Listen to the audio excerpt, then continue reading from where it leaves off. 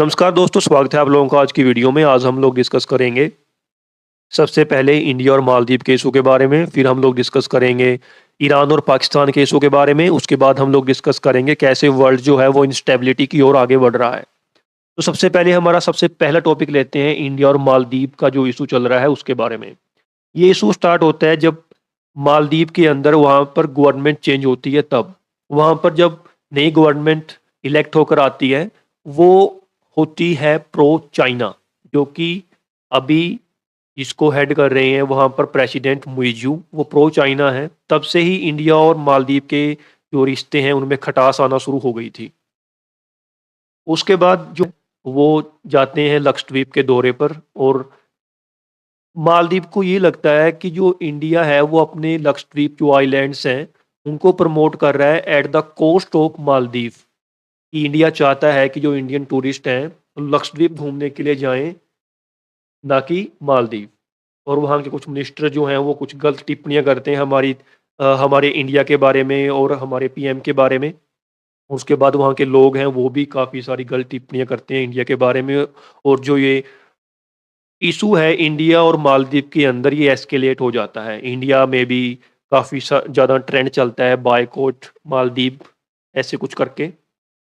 तो ये issue starting से जब वहाँ पर गवर्नमेंट चेंज होती है तब से ही चल रहा है, मतलब खटास जो रिश्तों में है, लेकिन धीरे धीरे ये बढ़ती जा रही है। तो वहाँ पर जब इलेक्शन चल रहे थे मालदीव के अंदर, जो मुइज़्ज़ू प्रेसिडेंट है वहाँ के, उन्होंने अपने इलेक्शन कैंपेन के दौरान भी इंडिया के विरुद्ध काफ़ी कुछ कहा था और मोदी जी के विरुद्ध भी काफ़ी कुछ कहा था। और इसके अलावा दोस्तों जब वो प्रेसिडेंट बन के आ जाते हैं तो उन्होंने इंडिया को कहा कि जो इंडिया की आर्मी वहाँ पर डिप्लॉय है मालदीव के अंदर, इंडिया उसको वापस बुला ले। और अभी भी उन्होंने कुछ टाइमलाइन दे रखी है इंडिया को कि आप उस टाइम से पहले अपनी जो आर्मी है वो यहाँ से बुला लो। ये सब कुछ अगर हम एक ब्रॉड पिक्चर देखें तो वो इसलिए हो रहा है क्योंकि जो वहाँ की गवर्नमेंट है आज के टाइम पे वो प्रो चाइना है। वो नहीं चाहते, उनका कैंपेन ही इसी बात पे सेंटर्ड था कि इंडिया को मालदीव से बाहर निकालना है। इसीलिए वो सब कुछ अभी चल ही रहा है, आपके सामने है। तो ये था मालदीव और इंडिया का जो इशू है चर्चा में, उसके बारे में। इसके बाद हम लोग सेकंड इशू हमारा लेते हैं जो है ईरान और पाकिस्तान के बीच में चल रहा है। ये आप लोग इस स्लाइड में देख सकते हो, ये पाकिस्तान ईरान दोनों नेबरिंग कंट्री हैं। जस्ट ए सेकंड, आपको मैं मार्क करके दिखाता हूँ कि इशू क्या है सबसे पहले, क्योंकि हम पहले मैप चेक कर लेते हैं फिर हम डिस्कस करेंगे। तो आप लोग ये देख पा रहे होंगे जो ये वाला एरिया है, ये सारा एरिया जो है यहाँ पर रहते हैं बलूच लोग। इसको बलूचिस्तान कह सकते हो आप सारे को।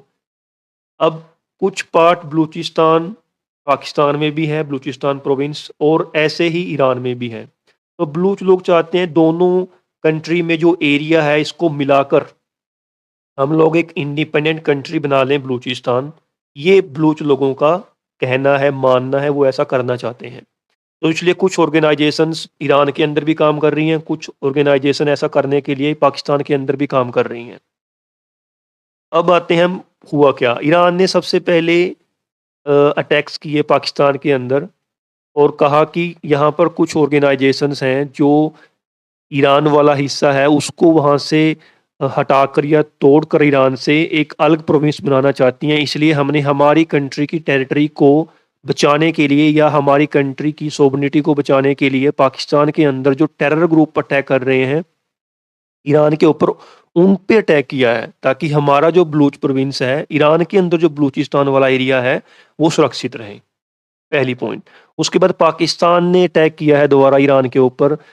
उन्होंने कहा कि अगर कोई भी दूसरी कंट्री हमारी कंट्री के ऊपर अटैक करेगी तो हम रिटेलिएशन में उनको जवाब देंगे। तो ये इशू चल रहा है। इस इशू के पीछे जो मेन पॉइंट आपको मैंने पहले ही बता दिया कि बलूचिस्तान जो है उसको एक इंडिपेंडेंट कंट्री बनाना चाहते हैं बलूच लोग। इसके लिए ही ये सारा इशू चल रहा है। ठीक है, ये देखो, ये कुछ बलूचिस्तान ईरान में है, कुछ पाकिस्तान में है, कुछ ऊपर यहाँ पर अफगानिस्तान में भी है। ये बलूच लोगों की अगर संख्या आपको मैं बताऊं तो 90 लाख के आसपास है, 90 लाख के आसपास ये लोग हैं। तो ये इशू चल रहा है। इसके पहले ईरान ने इराक में भी कुछ जो है मिसाइल्स दागी थी। अब लोग इसके बाद हम लोग आते हैं अब हमारे तीसरे टॉपिक पे, जो है कि वर्ल्ड कैसे इंस्टेबिलिटी की ओर आगे बढ़ रहा है। तो आप लोग अब देख पा रहे होंगे, हमने काफ़ी सारी हमारी पिछली वीडियो में डिस्कस किया है कितने सारे कन्फ्लिक्ट चल रहे हैं। देखो, एक तो आपके सामने अभी हमने डिस्कस किया ही है, ये ईरान पाकिस्तान वाला इशू हो गया। इसके बाद हम हमने डिस्कस किया है पिछली एक वीडियो में कि यूक्रेन और रशिया के बीच में वार चल रही है। उसके अलावा ये नॉर्थ कोरिया और साउथ कोरिया के बीच में भी जो रिश्ते हैं वो काफ़ी ज़्यादा, एक कह सकते हो आप कि एक बैड सिचुएशन से गुजर रहे हैं।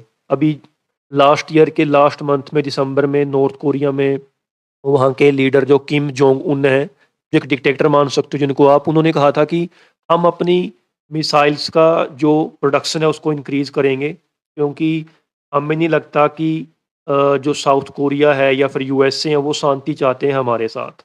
तो उन्होंने भी अपने साइंटिस्ट को कहा है कि जो मिसाइल्स हैं या फिर जो हथियार हैं उनका जो प्रोडक्शन है वो इंक्रीज़ किया जाए। तो ये इंस्टेबिलिटी बन रही है नॉर्थ कोरिया, साउथ कोरिया वाले रीजन में। रसिया, यूक्रेन के बारे में भी डिस्कस किया ही है हमने। इसके अलावा ये है साउथ चाइना सी, ये आप देख पा रहे होंगे, ये ऊपर चाइना है यहाँ पर। ये बाकी सारी कंट्री, फिलीपींस आ गई, ताइवान आ गया, मलेशिया, वियतनाम। ये साउथ चाइना जो सारे का सारा है, ये सारा साउथ चाइना है, देखो यहाँ। ये सारा साउथ चाइना सी है। इस सारे साउथ चाइना सी पे चाइना कहता है कि हमारा कब्जा है जी। ये पुराने टाइम में, हिस्टोरिकल टाइम्स में क्या था कि ये सारा जो एरिया था ये चाइना के इन्फ्लुएंस के अंदर होता था, ये सारा हमारा है। अब चाइना का इन काफ़ी सारी कंट्रीज जो आसपास में आ गई, ताइवान आ गई, फिलीपींस आ गई, ब्रूनी, मलेशिया, वियतनाम, इन सभी के साथ इशू चलता है, चल भी रहा है, चलता आ ही रहा है काफ़ी टाइम से इस साउथ चाइना सी के लिए। अब आप लोग कहोगे कि पानी तो है, क्या फ़र्क पड़ता है, कोई भी ले ले। है तो पानी, लेकिन पानी के अंदर क्या है, काफ़ी सारे मिनरल्स होते हैं। पानी के अंदर जो रेयर अर्थ मटेरियल्स हैं, मिनरल्स हैं, वो काफ़ी ज़्यादा महँगे हैं। अब उनके कारण ही इन सभी कंट्रीज़ में जो है, वो इश्यू चल रहा है। उसके अलावा फिश प्रोडक्शन भी हो गया ना, तो काफ़ी ज़्यादा ये हॉट इश्यू रहा है काफ़ी समय से, अब भी चल रहा है। तो इस वाले एरिया में ये इसके कारण इंस्टेबिलिटी चल रही है। इसके अलावा इज़राइल और पैलेस्टीन के बारे में भी हम एक पिछली वीडियो में डिस्कस कर चुके हैं। वहाँ पर भी इंस्टेबिलिटी वो तब से अभी तक चल ही रही है, वो अभी तक कंप्लीट ही नहीं हुई, ख़त्म ही नहीं हुई। वो उसपे कोई भी एंड होने का कोई लग ही नहीं रहा, कोई कभी आएगा पॉइंट एक नियर फ्यूचर में। उसके अलावा ये म्यांमार, आप लोग देख पा रहे होंगे, हमारी नेबरिंग कंट्री है, यहाँ पर इंस्टेबिलिटी है, यहाँ पर मिलिट्री रूल कर रही है। जो पॉलिटिकल पार्टीज़ के लीडर्स हैं उनको जेल में रखा गया है। इसके अलावा अ, ये देखो आप लोग, ये यमन है और ये रेड सी है यहाँ पर।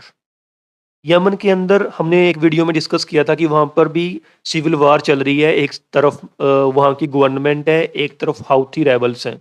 अब हाउथी रेबल्स क्या कर रहे हैं, यहाँ पर शिप्स के ऊपर अटैक कर रहे हैं, जिसके कारण यहाँ पर काफ़ी सारी इंस्टेबिलिटी बनी हुई है। और यूएसए और उसके कुछ मित्र कंट्रीज़, फ्रेंड कंट्रीज़, यहाँ पर जो हाउथीज़ हैं यमन के अंदर, उनके ऊपर काउंटर अटैक कर रहे हैं ताकि जो शिप्स हैं उनको बचाया जा सके। ये दोस्तों आपको बताऊँ मैं, जो ये वाला एरिया है ना, ये रेड सी वाला, यहाँ पर ऊपर सुएज़ कैनल है, ये बहुत ही फ़ेमस और बहुत ही ज़्यादा चलने वाला एक ट्रेड रूट है। अगर आपको मैं दूसरे वाले मैप में दिखाऊँ, आप लोग देखोगे यहाँ पर, ये जो अफ्रीका के ये वाला पास वाला पोर्शन है, यहाँ पर है ये वो, जो हम देख रहे हैं, ठीक है? तो ये बहुत ही ज़्यादा फ़ेमस एक ट्रेड रूट है जिसमें हाउथीज़ ने काफ़ी इंस्टेबिलिटी क्रिएट करके रखी हुई है। तो आप लोग देख पा रहे हैं कि काफ़ी सारे रीजन्स में इंस्टेबिलिटी चल रही है। और हमने डिस्कस किया था जब हम फर्स्ट वर्ल्ड वार की या फिर सेकंड वर्ल्ड वार की वीडियो में डिस्कस कर रहे थे कि उन दोनों वर्ल्ड वार के पहले भी काफ़ी सारी इंस्टेबिलिटी चल रही थी। तब जाकर कहीं वो इंस्टेबिलिटी धीरे-धीरे वो चेंज होती गई, एक वार में एस्केलेट होगी, फिर वो वर्ल्ड वार में एस्केलेट होकर वर्ल्ड वार का रूप धारण कर गई। अभी भी जो वर्ल्ड है उसके अंदर काफ़ी सारी जो हैं प्रॉब्लम्स, काफ़ी रीजन्स में जो हैं वो वार्स चल रही हैं, जो धीरे-धीरे आगे जाकर शायद एक बड़ा रूप धारण कर सकती हैं। लेकिन कोशिश यही है वर्ल्ड लीडर्स की या फिर यूएन की जो और ऑर्गेनाइजेशंस हैं या फिर यूएस की, ये जो ये सारे के सारे इश्यू हैं इनको मतलब एस्केलेट होने ना दिया जाए। इनको दबा के रखा जाए। लेकिन फिर भी हम लोग देख पा रहे हैं कि कितनी सारी जगह पर इंस्टेबिलिटी चल रही है। तो दोस्तों ये थे कुछ इशू जो आज के टाइम पे चल रहे थे, जिसके बारे में डिस्कस हमने लोगों ने किया। तो आपको किसी और टॉपिक के ऊपर वीडियो चाहिए हो तो आप उसको कमेंट सेक्शन में हमें बता सकते हैं। हम उसके बारे में ज़रूर कोशिश करेंगे कि उस टॉपिक पे वीडियो बनाई जाए। और आपका आज की वीडियो देखने के लिए बहुत-बहुत धन्यवाद। बहुत जल्दी मिलते हैं एक नई वीडियो के साथ।